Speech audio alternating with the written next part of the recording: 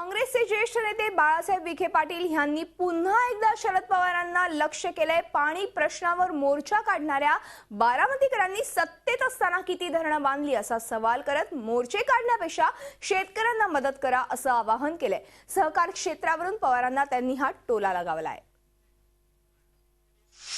सध्याची धरणे ब्रिटिशकालीन आहेत। बारामतीकरांनी किती धरणं बांधली, सत्तेत भागीदारी जुळत नाही, गोट बोलून फायदा नाही, इकडे सरकार पडत नाही, इकडे या भानगडीच्या घोटाळ्याच्या चौकशा सुरू झाल्या, म्हणून तर नाही हे सगळं राग। मोर्चाचं कारण काय आहे? खाजगी कारखान्यांना पुढाकार घेतला, स्वतः काढले, लोकांना उत्तेजन दिलं। आमची राजकीय इच्छाशक्ती काय? सहकार नको का?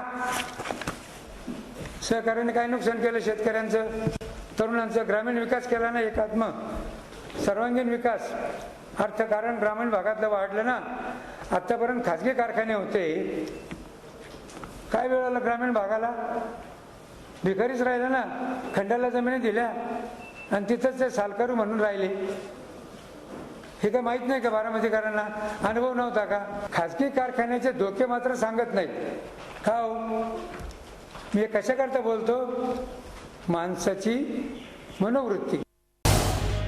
झी 24 तास रहा एक पाऊल पुढे।